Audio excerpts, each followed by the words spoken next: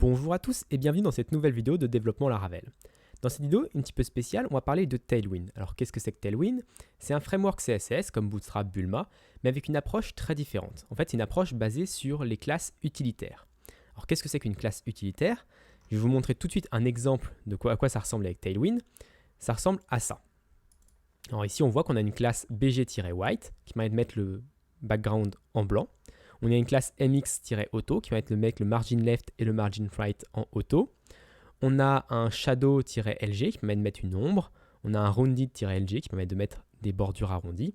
Donc là, vous voyez qu'il y a une classe pour chaque propriété CSS. Donc pourquoi ce framework-là peut être intéressant pour vous? Tout d'abord parce que ça nous donne une liberté totale en fait. On n'a pas besoin de se préoccuper de savoir ce qui est disponible dans le framework ou pas. Quasiment toutes les propriétés CSS disponibles dans le langage CSS sont disponibles en tant que classe sur Tailwind. Alors, il y a des avantages et des désavantages, bien évidemment.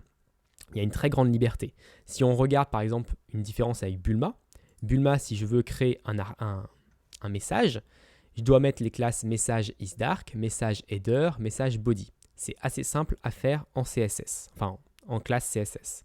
Et ça nous donne un résultat qui est assez propre. Avec Tailwind, on va devoir mettre beaucoup plus de classes. Par exemple, pour faire un message avec Tailwind, il faut mettre toutes ces classes-là, toutes ces classes-là, toutes ces classes-là.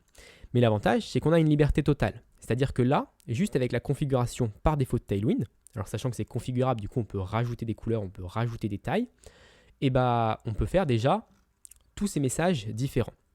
Donc vous voyez, il y a vraiment des designs très différents qui ont été faits avec la même configuration et avec les mêmes systèmes. Donc c'est vrai que c'est ça qui est intéressant avec Tailwind, c'est qu'on va pouvoir faire beaucoup de choses avec les mêmes ressources, les mêmes bases. Ça va nous fournir juste des briques et Tailwind ne va pas se dire il faut que ton design ressemble à ça. Donc ça fonctionne très bien quand vous avez déjà quelques petites connaissances en design ou quand vous avez un designer qui vous fait une maquette. Si vous avez un designer qui vous fait une maquette par exemple sur Photoshop ou sur Sketch et que vous devez la reproduire en site web, et ça c'est parfait parce que vous avez accès à tout ce que vous voulez. Par exemple, avec Bulma, si vous avez un espacement un petit peu trop large à un endroit, c'est difficile de rajouter une marge avec Bulma ou d'agrandir la police à certains endroits spécifiquement. Il n'y a pas les classes qui sont disponibles pour ça. Alors, il faut rajouter du style dans votre CSS et c'est compliqué et vous devez bidouiller un petit peu ou alors créer des divs inutiles avec des classes qui ne sont pas faites pour ça. Enfin bref, quand on a un framework comme Bulma ou comme Bootstrap, c'est très bien. On a une classe simple qui nous permet de faire une chose simple, mais par contre, cette chose, elle sera toujours faite de la même manière. Et on n'aura pas la possibilité de vraiment faire ce qu'on veut avec notre CSS. Donc ça, c'est le premier avantage de Bulma. Le principal désavantage, par contre, c'est que c'est assez lourd à écrire. Là, on a, pour une simple carte, on a quand même plus d'une dizaine, même une vingtaine de classes à définir. Donc c'est vrai que c'est un petit peu lourd à écrire.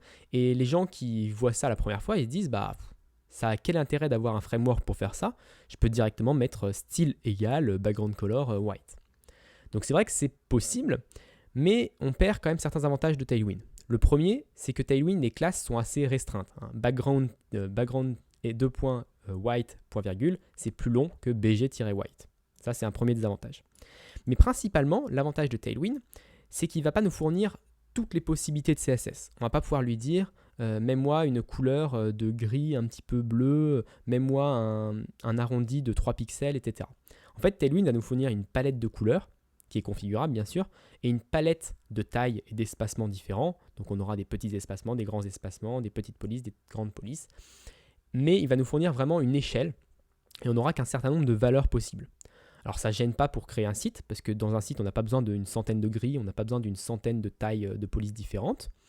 Mais ça nous donne du coup une cohérence sur tout notre site. Sur notre site, on va avoir toujours les mêmes espacements, ou plus ou moins, enfin on en aura différents, mais on n'aura que 8 différents par exemple, ou que 8 couleurs différentes. C'est déjà beaucoup pour un site, 8 couleurs différentes. Mais vous voyez ce que je veux dire, Tailwind va un petit peu nous brider, mais pour notre bien.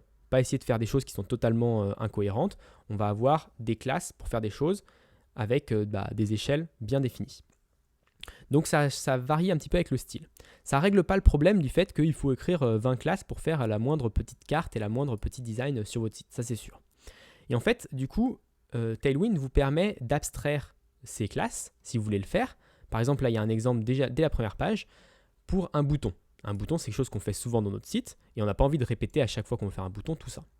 Et on peut créer une petite classe, btn, et btn blue, pour spécifier que le bouton est bleu. C'est exactement les mêmes classes que Bootstrap par exemple. Et on peut les mettre dans notre style comme ça. Alors c'est un petit peu une subtilité, c'est qu'en fait on va utiliser @apply, qui est fourni, c'est une propriété qui est fournie avec Tailwind, et on lui passe les classes Tailwind qu'on veut utiliser. Et ensuite votre compilateur CSS va se charger de fusionner ces 4 propriétés pour créer une nouvelle avec une nouvelle propriété .btn, une nouvelle classe que vous pouvez utiliser dans votre HTML. Donc ça c'est la première abstraction possible. On peut vraiment faire comme Bulma ou comme Bootstrap. Mais on s'en rend compte qu'on n'a pas forcément tout le temps besoin de faire ça. Alors on en a besoin pour quelques-uns, pour les boutons, etc. Souvent on le fait.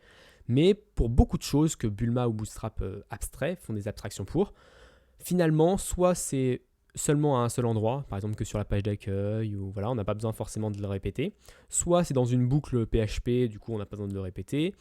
Soit on peut le mettre dans un composant Blade, par exemple. Donc c'est un système avec Laravel pour pouvoir mettre un bout de HTML et des classes du coup dans une petite vue et ensuite pouvoir la réutiliser à plein d'endroits.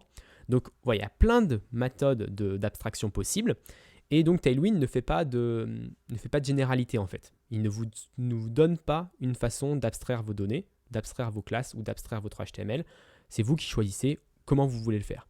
Donc c'est vrai que c'est un petit peu plus de travail quand on a beaucoup d'abstractions, mais ça nous donne une liberté totale. Ensuite, un des désavantages de Tailwind, c'est que vu qu'il n'y a pas d'abstraction, il va falloir connaître un petit peu le design. Parce que par exemple, si je regarde les alertes ici, il faut quand même savoir pourquoi je vais faire une alerte de ce type-là, pourquoi je vais faire une alerte de ce type-là, pourquoi celle-là. Et c'est vrai que choisir parmi toutes ces possibilités, ça devient un peu compliqué quand on n'a pas un petit peu de notion, pourquoi j'utilise une police avec sérif ou sans sérif, pourquoi j'utilise des bords arrondis, qu'est-ce que ça véhicule pour mon site, qu'est-ce que mes utilisateurs pensent quand ils voient des bords arrondis, qu'est-ce qu'ils pensent quand ils voient un gras, voilà. Donc c'est vraiment quelque chose qu'il faut savoir faire. Même chose pour utiliser Tailwind, il va falloir connaître le CSS.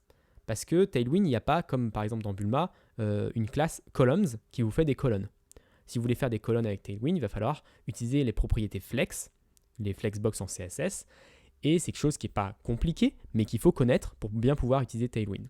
Alors par contre, ce n'est pas toujours négatif. Je vous conseille, même si vous utilisez Bootstrap ou Bulma, de connaître CSS, parce que c'est vraiment quand même quelque chose d'intéressant quand on fait des sites, de savoir comment ça fonctionne derrière. Mais c'est vrai que c'est un prérequis. Si vous ne connaissez pas le CSS, si vous ne savez pas choisir entre du gras, du pas gras, des sérifs, des pas sérifs, ça peut être compliqué d'utiliser Tailwind. Du coup, ce n'est pas forcément fait pour vous. Donc maintenant qu'on a vu un petit peu à quoi servait Tailwind, moi je vais l'utiliser pour mon site formation-laravel.fr. Donc on va tout de suite sauter sur l'installation. Alors on peut l'installer avec un CDN, mais dans ce cas-là, vous n'aurez pas accès à la configuration de Tailwind qui permet de varier les couleurs, de varier les tailles de police, les tailles d'espacement. Donc on va plutôt l'installer avec NPM. NPM, c'est le Node Package Manager. Ça s'installe avec Node.js. Donc si vous n'avez pas Node.js installé sur votre machine, vous pouvez aller sur nodejs.org et télécharger la dernière version.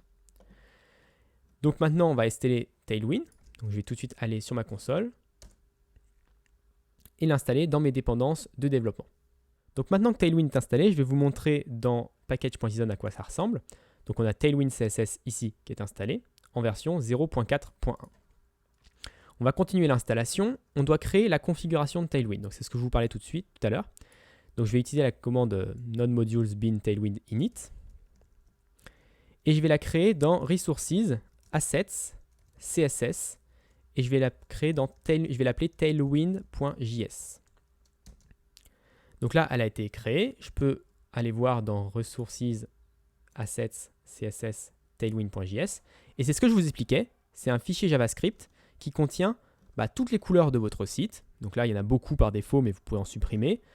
Il y a toutes les tailles d'écran possibles pour le responsive design. Il y a les fonts, il y a les tailles de police, etc., etc. Donc vous pouvez vraiment tout configurer à partir de ce fichier-là sans toucher au CSS, à votre CSS. Ensuite, on va avoir besoin de créer du coup notre fichier CSS. Alors notre fichier CSS, il y a deux injections à faire. Il y a preflight et utilities.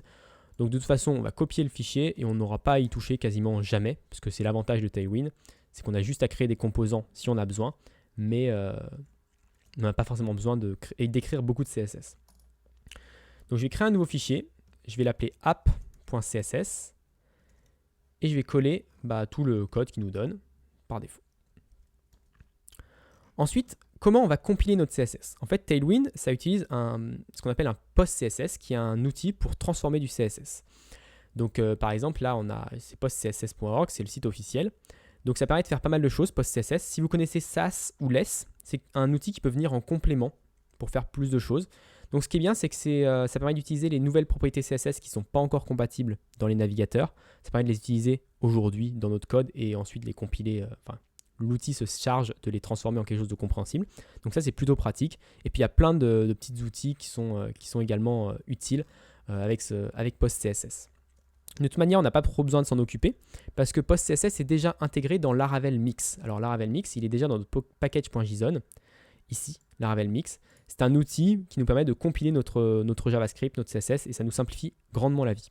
Donc, je vais tout de suite l'installer avec npm install, qui permet d'installer toutes les dépendances, parce que j'ai installé que Tailwind pour le moment, et je vous retrouve juste après. Donc maintenant que tout est installé avec npm install, c'est à faire qu'une seule fois, on peut lancer la commande npm run dev pour compiler nos dépendances. Alors, on va aller voir tout de suite la configuration de Laravel Mix d'abord, parce que par défaut, Laravel Mix, il compile notre JavaScript, ici, et il compile notre CSS au format Sass, et pas au format post-CSS de Tailwind. Alors, je vais retourner sur la documentation de Tailwind pour copier-coller ce qu'il nous donne. Donc, il nous explique comment faire pour Webpack, pour Gulp et pour Laravel Mix, vu que Tailwind, c'est quelque chose qui a été créé par des utilisateurs de Laravel. Donc, je vais copier-coller ça. Et ce qui est intéressant de regarder ici, c'est qu'on peut également utiliser Less, puis PostCSS. Donc, si vous aimez utiliser Sass ou Less, vous pouvez l'utiliser de toute manière. Vous n'êtes pas obligé d'utiliser que du CSS. Donc là, je vais coller ça ici. Et je vais supprimer d'ailleurs tout ça, parce que pour le moment, je n'ai pas de JavaScript et je n'ai pas de Sass, donc je peux le supprimer. J'ai importé mon Tailwind CSS ici, require Tailwind CSS. Mon resources assets CSS, moi je l'ai appelé app.css. Je vais le compiler vers le dossier public CSS quand il sera prêt. Et ensuite, mon fichier de configuration Tailwind, il est situé dans resources assets CSS tailwind.js. Donc normalement, ça devrait faire l'affaire et je peux lancer du coup npm run dev pour compiler mon CSS. Donc voilà, on voit ici que mon fichier CSS a été compilé. Je peux maintenant l'utiliser dans mon code, dans mes vues. Donc je vais d'abord vous le montrer, public css app.css, à quoi ça ressemble. Donc il y a quelques classes de normalisation, mais si on descend un petit peu, vous voyez qu'ici on a toutes les classes de Tailwind qui sont disponibles. Donc maintenant je vais aller dans mon resources views, homepage, index.bait.php, et on avait ici marqué juste bonjour. Donc je vais transformer ça en HTML. Je vais marquer formation Laravel rapidement ici. Et je vais rajouter un link pour une style sheet CSS. Et je vais utiliser la fonction mix en Laravel pour pouvoir récupérer le chemin complet vers mon fichier CSS. Donc CSS app.css, je l'ai appelé. Et cette fonction-là va nous permettre de générer le lien vers /css/app.css. Et ensuite, ici, je peux par exemple avoir un div bonjour et je peux lui donner une classe de texte red, border blue, texte XL pour avoir un texte large, un texte en rouge, une bordure bleue. Donc c'est vraiment, voilà, chaque classe me permet de faire une seule chose. Et si je vais sur PHP artisan serve et que je vais sur localhost 2.8000, j'obtiens bien bonjour en rouge avec une bordure bleue. Donc voilà pour cette vidéo de présentation de Tailwind, j'espère que ça vous aura plu. N'oubliez pas de vous abonner pour ne pas manquer mes prochaines vidéos. Et moi en attendant, je vous donne rendez-vous la semaine prochaine pour une nouvelle vidéo de développement Laravel.